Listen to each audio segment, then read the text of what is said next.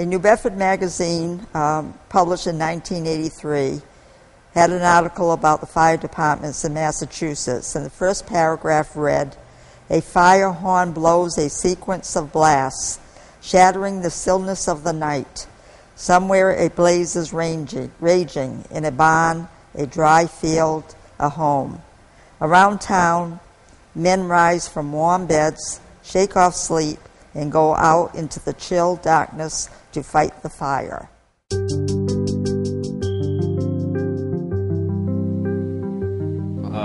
It was down behind what is known as the Ball Store.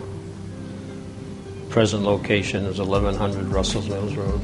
In the 1980s, they moved in there. The horse barn, before it became a fire station, and it was moved there a short distance. One of the reasons that Fire District 2 was established was the poor response we got from District 1 for a house fire in 1923 there in Russell's Mills. It burned. And what happened finally was somebody said that the battery had been taken out of one of the engines. That was the problem.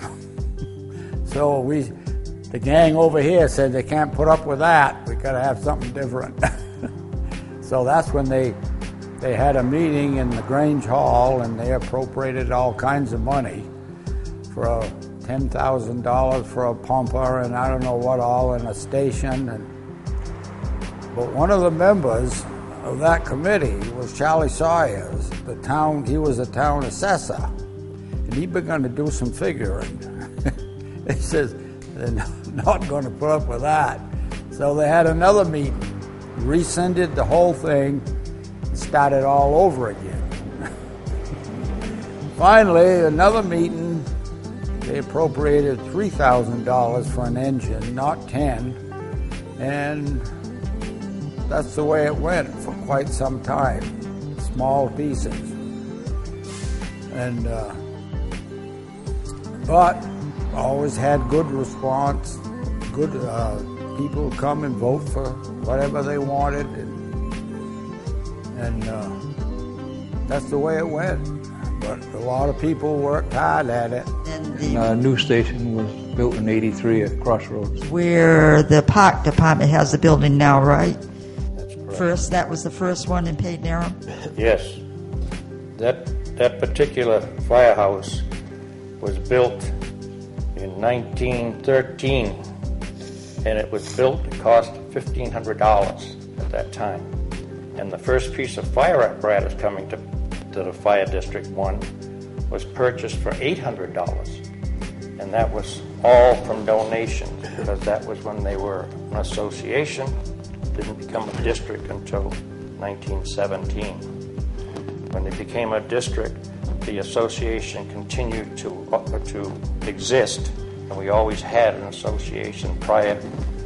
I don't know if they still do, but the association carried on, rented, once the fire department took over, rented a section of the fire station, so forth, to the district. So we were getting rent, the garage and so forth, when it became a district.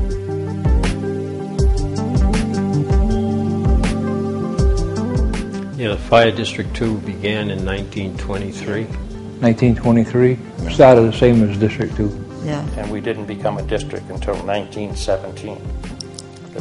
We were the first district to be organized in Dartmouth, and how it came about was because they had a meeting back in 1912 with people who were interested in fire protection, because we didn't really have anything, brooms, shovels, and maybe a buckets of water. But they formed a Fire Protective Association at that 1912 meeting. That meeting was held, by the way, in a church in Paid Narrow. It was a chapel, and the chapel still exists. It was a flower shop since then and so forth, but that still exists on Elm Street in Dartmouth, where that meeting was held.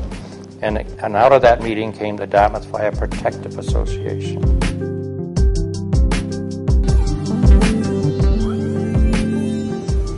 The district lines are pretty crazy. The Domska Road, all the way to Little River Bridge, only on the east side, it only goes in a couple hundred feet, and then it's District 1.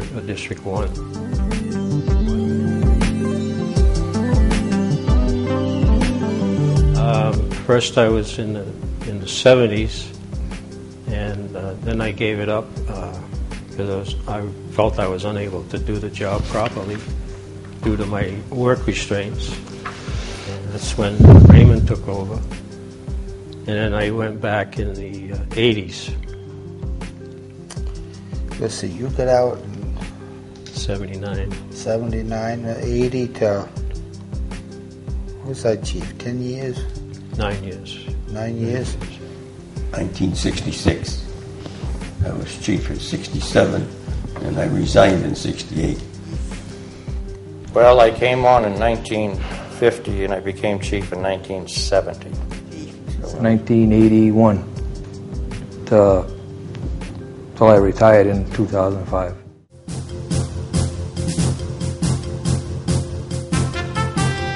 I was actually, as a kid, I was scared to death of the fire trucks when they went out. But then when I turned 14, on a Sunday afternoon, there was a brush fire down on Gaffney Road.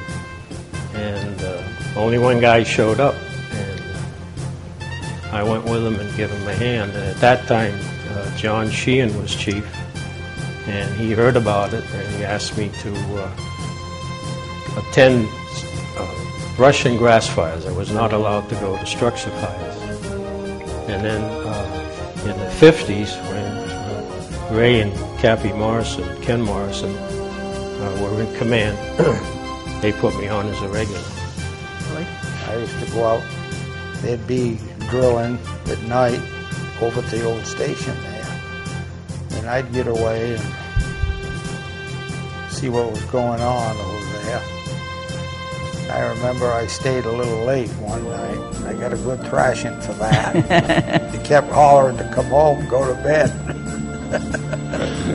Almost as soon as we moved to Dartmouth, because my father was on the fire department in District 1. And then I used to chase the fires, and they used to let us go to woods fires and pay us 50 cents an hour. And then it got interested and they went to drills, but you had to be 18, so I went on the fire department when I was 19 years old. I just graduated from high school. They put me on there. My cousins were all on the fire department, and I got interested in chasing fires with them.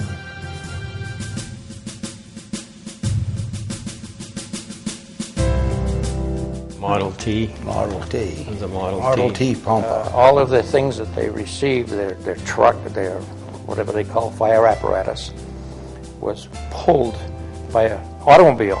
We never had the horse. Horse and wagon was in New Bedford because they organized before us. But we never had horses pulling our fire apparatus.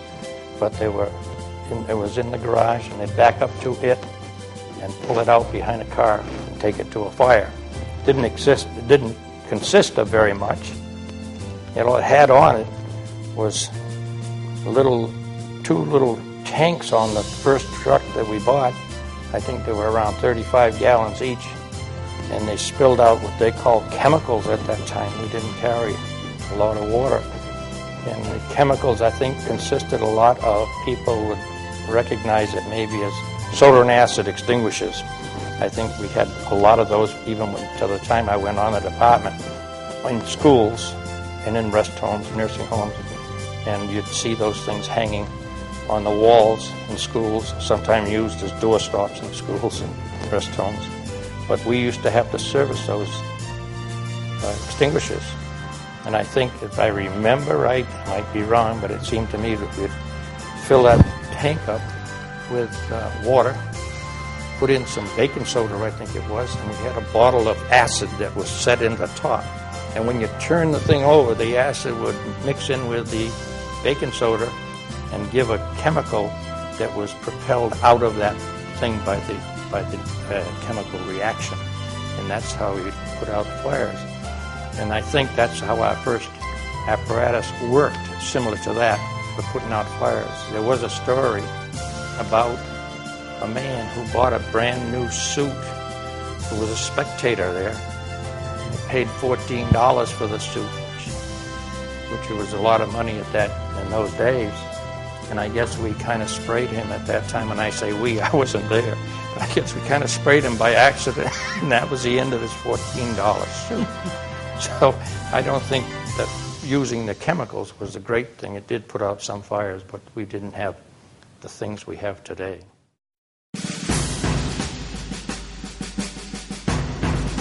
There was George Macumber. There was Dave Morrison, John Sheehan, let's see, Jesse Folger, Cappy Morrison. Guess that's pretty close to it, isn't it? Two of us. Two of them. Yeah. Okay. The first fire chief in our town was Clarence Brownell, who was also a police chief for some time in Dartmouth. But Clarence Brownell was the first chief. Followed after he died, and Brownell was the chief when they organized the district, and he served till 1948, and he passed away. So he just continually served, and he was elected for one-year periods. So he had to run every year from 1917 to 48, and was always reelected. Followed by Tom Raymond, who kept it for 1 year. And following that was Elmer Snell, and he served for about 7 years. And Phil Perry followed him, who he served for about 9 years. Kim Baker served something like 3 years, or it was 1966, 1967, he resigned 1968, in the April of 1968. And followed by Reggie Judson, who served from 67 to 67 maybe to 71, following Kim. When Kim got done, he followed him. Then I followed Reggie from 1971 through 1984. And after that, all this present history was Jeffrey Gilbranson, who followed me, Marcel Dumont, who followed him, and John Alcadino, who is now the present chief. I don't know how long each one of those three had served as far as their time. We had, first was Chief Simeon Hawes, was Henry Negus, Miles Wheaton, Jack Whitaker, Joseph Zahler, myself, now Chief Arruda. When the district started, they began having annual or fire district meetings, independent completely of the town of Dartmouth. The town of Dartmouth didn't give us any money to operate, and so we had to raise our own. But we had the right then, once we were districts, to raise money, and whatever monies were voted for at these annual and special meetings during the course of a year were raised through taxes, and the taxes were based on the assessed valuations of the area that we covered. So for a long while, District 1 was one of the higher of the three districts with valuations, and therefore we could keep our tax rate down. It didn't mean that we spent less money than the other districts in firefighting, but rather in raising the taxes was based on our assessed value. I think up till today now, I think North Dartmouth is way ahead of the whole body in the town as far as valuations go because of the mall areas and so forth. Commercial district up there in North Dartmouth. But that's why they're different. And Russell's Mills was very low in valuation because all of it was basically residential and large areas of land, farmland and so forth in that general area at that time. So their tax rate was always higher than ours because they didn't have the valuation to go back on to raise the money. It was always more difficult for them at that time.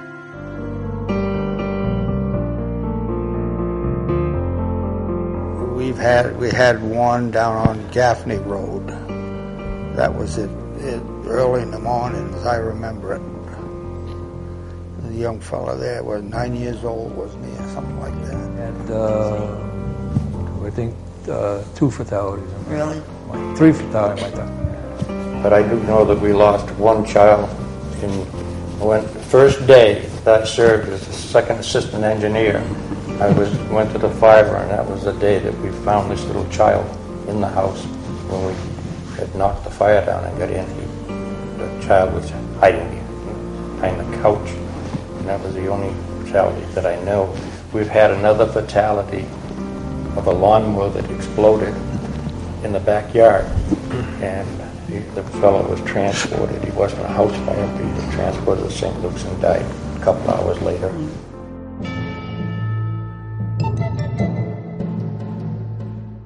Quite a few fires that stood out.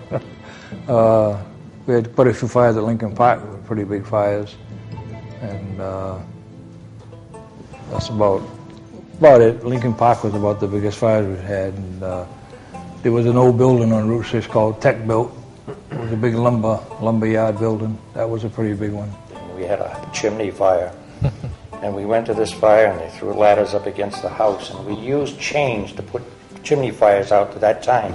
Had a big ball of chains, run them over a pulley and run it up and down the chimney, knock on all the fire that was on the inside of the chimney.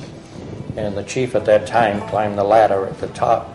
I personally was at the bottom of the ladder with a flashlight kind of holding it up there. Well, we happened to shine the light on the chief, and we looked up there. He didn't have anything on other than his rubber coat. So I'm not naming any names at this time, but you say, how do you do it in the middle of the night? That's how we did as fast as we could and run out. I'd just like to relate one fire that sticks in my mind. Not only are we firefighters or protector of the community, but we also aid the community in the time of need. Ray and I went to a fire down the end of Jordan Road. It was a small home. It had a shed attached. And in the shed they kept a pig, a very friendly family member pig. And for some reason they had a drop cord laying on the floor, which was covered with straw. And the pig chewed it off, and it started a fire in the straw. And before the homeowner could call the fire department, this place was totally involved. And I was chief at the time, and I went down the next morning to talk with the people. And the man and the wife are sitting in this pile of ashes, sifting through it. And the lady says, "Oh, this is Aunt Mame's tea set." It was a glob of silver. And I thought, we got to do something for these people. So we went back and we just discussed it, and we held a chowder supper. We raised $1,100 for them. So not only do we put out fires, we try to put out heartaches.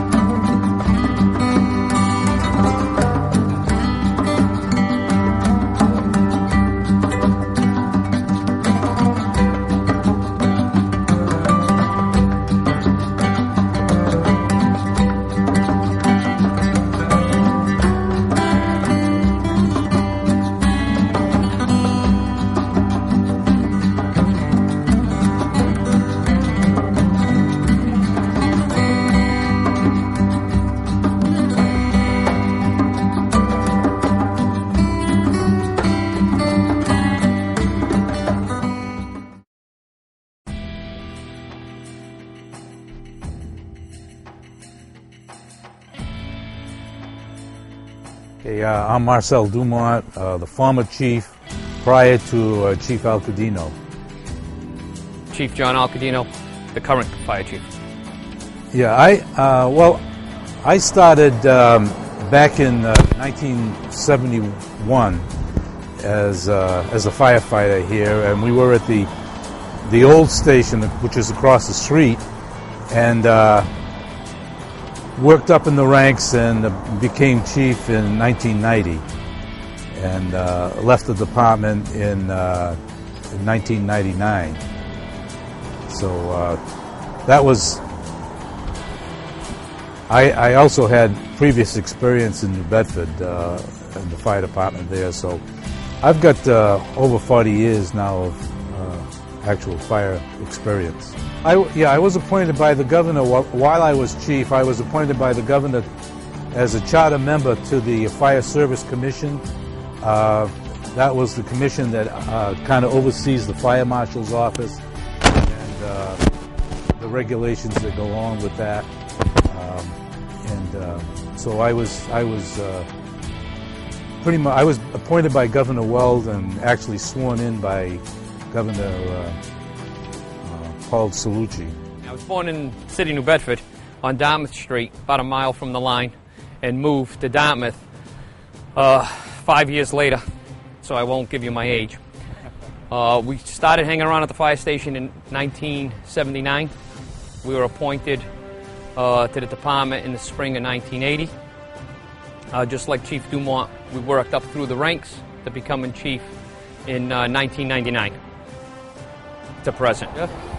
Yeah, we had pretty much the same amount of apparatus. Correct. We had different apparatus, and they were obviously older. When I became chief, there was one truck that was quite old, and the first thing I did when I was chief is I took it off the road because it was unsafe, and we bought our engine 3 now and replaced it in a short period of time, because that was a truck that was already built, and it was for sale. It was brand new, but it was already built, and so that's exactly what we needed, and we bought that and brought that in, and ended up with that. Yeah. The job the fire service in general has totally changed from 10 years ago, per se. Not only are we responding to fire calls, we're assisting the town in EMS calls. We do hazmat, fire prevention, fire inspections, investigation. The job is constantly evolving, constantly changing. The department is required to maintain the standards of the Commonwealth in all its training. And we basically followed suit with what Chief Dumont started, the Firefighter 1 and 2 program when he was chief, and we have followed suit with that, requiring every member on the department to go to the Fire Academy and become either Pro Board certified or certificated as Firefighter 1 and 2 in the Commonwealth. We're fortunate. During the day, we'll have we call them the duty officer, will be in the station from 8 a.m. to 4:30. And the main reason for that is, unfortunately, through the years, the 12 to 15 individuals that would respond from the village, the boatyards, the village market, etc., are no longer there. So we have to rely on individuals responding to the station from farther out from the district and from the department. So it took our response time on an average. When the duty memo wasn't here, there were times at least 10 to 15 minutes before the first truck would roll out of the station, down to 2 to 3 minutes rolling out of the station for the first truck. So it increased it drastically. What we did was we started doing a little downsizing of some of the apparatus. We donated one of the oldest piece we had, which was a 1976, I believe it was, Pierce. We donated it to the town of Westport, and our 84 Rescue, which is 100% rescue, that one got traded in, and we'll be receiving later this afternoon our new 2011 Pierce rescue pumper. Big difference between the trucks is we had 2 trucks leave the department and combined them both to get a state-of-the-art piece of apparatus that will do the job of both of them. We have the truck behind us is a 95-foot tower, and when Chief Dumont was chief, he purchased the 55-foot Quint. We have several repeaters in different areas of town. One of them is on Donald Street, the cell tower on Donald Street, and the other one is at the Dartmouth High School. So that we have the ability to switch over from one to the other. If one is down, the other one we can switch over to the other one remotely. Folks, we have a 29-foot metalcraft, which is stationed at South Wharf, and we also have a 10-foot Zodiac, which is Marine 2, which is stationed in the station. Right now, this year was our busiest year. Marine 1 was dispatched this month alone. The 6 rescues did 4 in our jurisdiction and 2 in the city, for the city of New Bedford, in 1 month alone.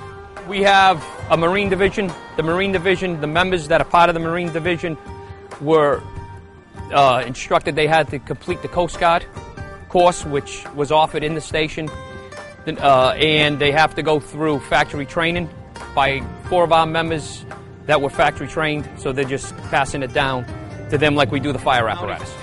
Basically, every year there's a fire caucus of all the fire service chiefs and personnel to go to Washington, talk to the state reps, the senators, to try to encourage grant money and anything else that they could do to assist the fire service.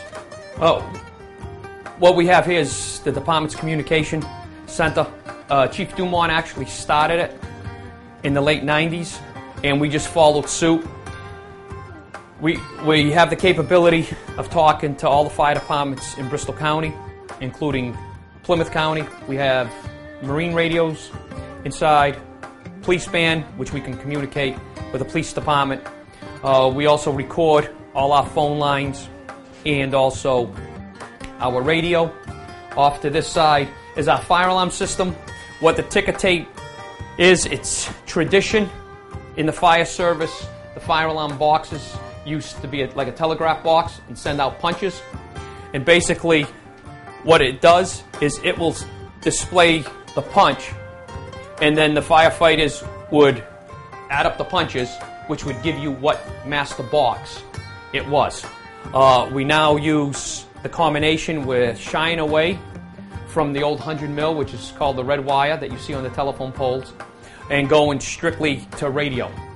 The radio's more accurate than trying to count punches, and it still works today. What it does is it has one punch, and the way the radio system works is whenever a fire alarm comes in, including the police station, they dispatch us, it will always do one punch, which that in turn, that one punch will set the siren off, put the jump lights on, open the door, and send out the tone to our members. It's tradition in the fire service. You usually will see them in most of the fire departments that had the 100 mil system. Yeah, we just basically followed suit from Chief Dumont. Since we've been chief since '99, we upgraded the 100 mil system, put in the radio system. We put the dual computers inside, which we're setting up now to be able to receive the 911 screen from the police station. We also have the capability of sending out text pages to all our members.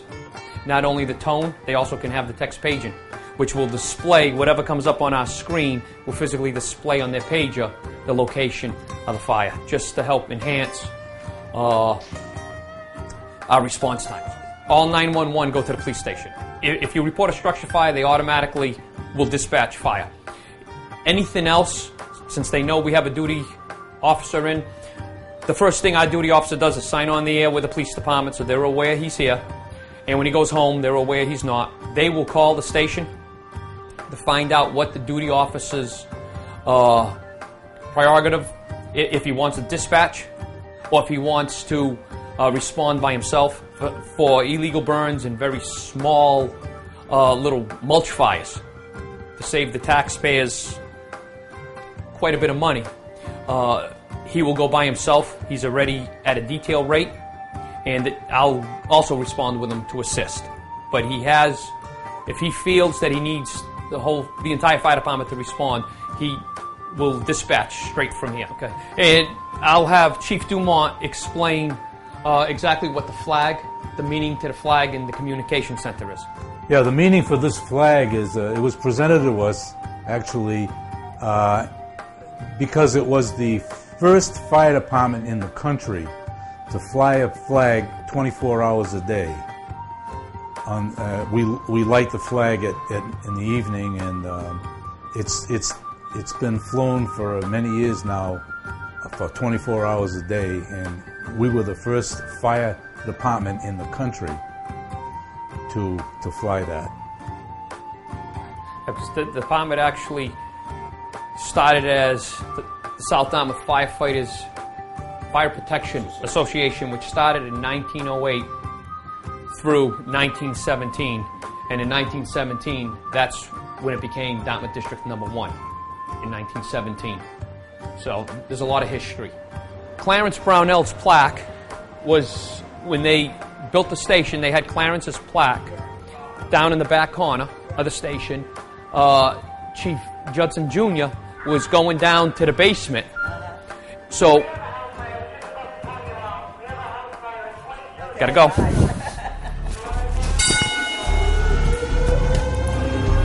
Well, yeah, you'll be going.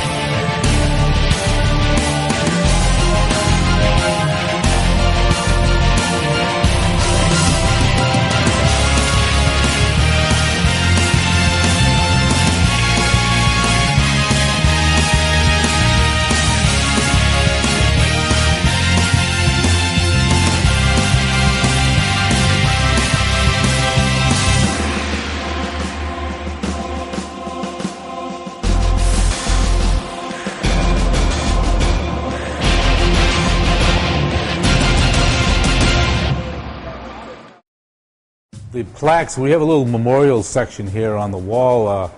The first plaque is in memory of Clarence Brownell. These are all chiefs or officers that have passed away while they were on the fire department, not particularly in the line of duty, but they passed away while they were still firefighters. Clarence Brownell was the first chief for Dartmouth District 1, and he started in 1917 and left in 1948. The next one was Chief Reginald Judson, Jr., who served the district from 1951 to 1978, and he passed away again also while he was in office. The other three are lieutenants on the fire department, and they also died while they were still on the fire department. One is Captain Manuel Ferreira. He was in the district from 1950 to 1990. The second one is Lieutenant Antonio or Tony Candido, who was on the fire department from 1959 to 2000. And Lieutenant Gilbert Rosina, who was on the fire department from 1978 to 2001. And we kind of keep this as a memorial for the passed away firefighters for the district. Well, we're standing in front of the original fire station for District 1, which is basically diagonally across the street from the new station. And this station was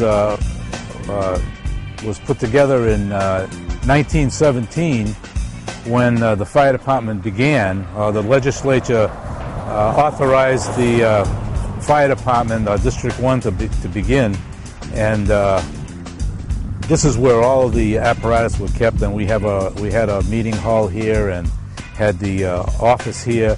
And while we were here, the trucks, they got larger in their time, and we could no longer fit the truck in the station, so we had to do something, get out of this location and build a new station, and so that we could get some trucks that were be able to use in the fire service now. Joe Orman here was a deputy chief, but he started here not in 1917, but a little after that. And he's got some information about the station that he can talk about. Well, the station was a lot smaller than this. It only had 2 doors. And the hall, the meeting hall was upstairs. We used to have our meetings there.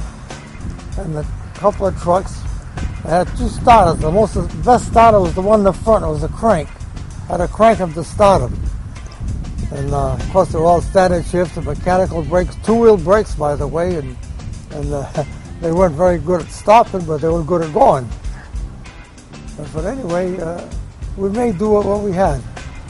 And we had all volunteers, and a lot of times they had little money or no money, so we all done it for nothing and no pay, no back pay. We didn't want no back pay. And that's the way it went.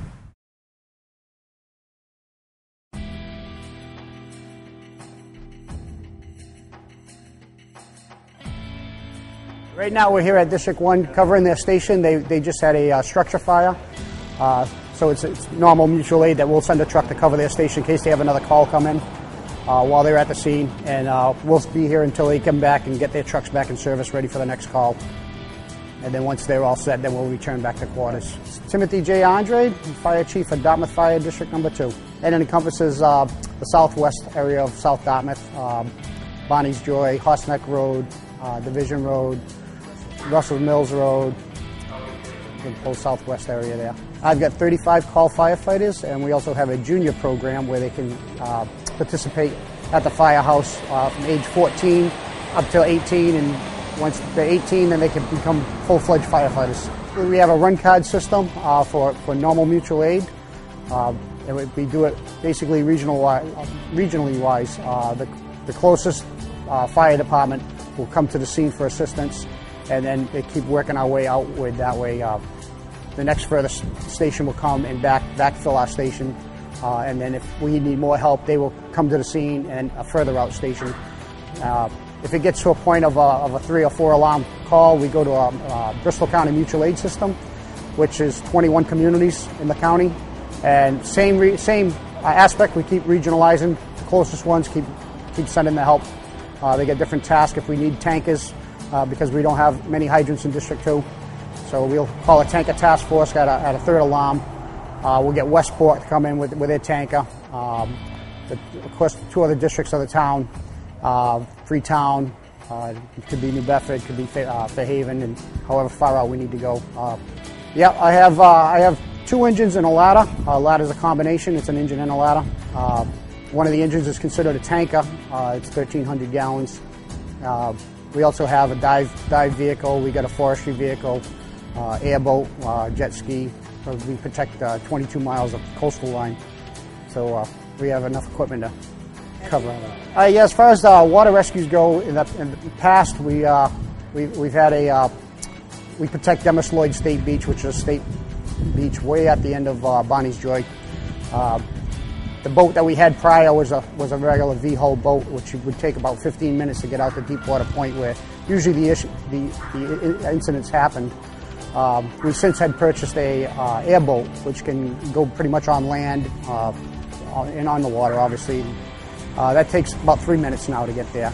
We also have the jet ski, which takes 2 minutes to get out to that point. Well, we normally launch right from the tennis courts on Horse Neck Road, and from there, like I said, it takes us 2 to 3 minutes to get to Deepwater Point at Bonnie's Joy.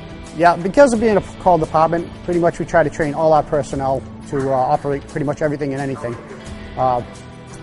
Other than our divers, we have 5 divers who just specifically are divers. They're firefighters as well, but not as many people are trained up in a dive incident. But as far as all the personnel, we get everybody trained on everything that we never know who we can get at the time, so they got to be able to know how to run the equipment. Yeah, Stat Ambulance houses in our station. They rent a quarters in the bay there.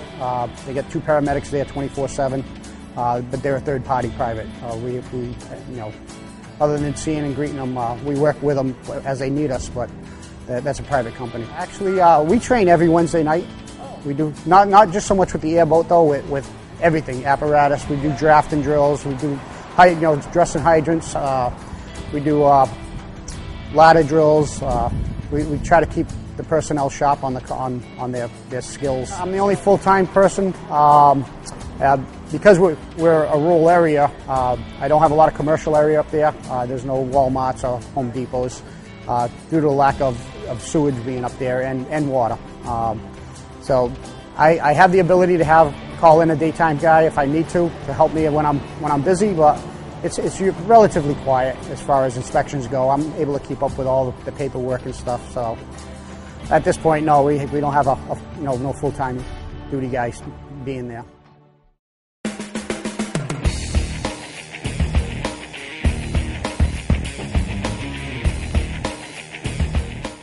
My name is Richard K. Aruder, Fire Chief of Dartmouth Fire District 3. Started service with the department back in 1987 as a call firefighter. Yeah, I held various ranks within the fire department. In 2003, held the rank as second assistant engineer to the fire chief. Fire District 3 is comprised of roughly 31 square miles of the town of Dartmouth. The district boundaries start Allen Street, the Allen Street area off Slocum Road. If you take that as the split, everything north of Allen, from the New Bedford line to the Westport line, east and west. Fire District 3 makes up 31 square miles of the town of Dartmouth, which is the entire north end of the town of Dartmouth, from Allen Street to Freetown line, from New Bedford to Westport. It includes all of State Road, 195, all of Fons Connor Road, and the University of Massachusetts Dartmouth. Fire District 3, we have 3 fire stations. We have the original fire station on Pascomanset, which is our Station 3 at 254 State Road. That's the original fire station. In the 70s, we built a second fire station up called Station 2 on North Hicksville Road, and it is attached to a historic school building that we use. In the early 80s, we built this headquarters here at Crossroad. And this is now our Station 1 headquarters for Fire District 3. All fire calls in the town of Dartmouth go to the public service answering point, which is Dartmouth Police. And then they are transmitted to the fire districts individually by radio and by tone. All emergencies are 911 in the town of Dartmouth. And our private lines are individual private lines that are listed in the phone book if they want normal business of the fire district. Yes, the fire district has 10 pieces of fire apparatus. It's made up of 4 engines, a heavy rescue, a 100-foot aerial ladder, and 3 squad vehicles, and numerous other individual response vehicles as well. Yes, we have a 4,000-gallon tanker that's up at our Station 2. We have the ability to put 7,000 gallons of water on the road in non-hydrogen district, parts of our district. Yeah, we're predominantly a call fire service still, Fire District 3. And has been since 1923. We have, for the last couple of years, we have 1 permanent fire inspector who's worked for the last couple of years for the fire district. And this year, we're proud to announce that we're hiring 4 permanent firefighters, which will be working a single 24-hour shift.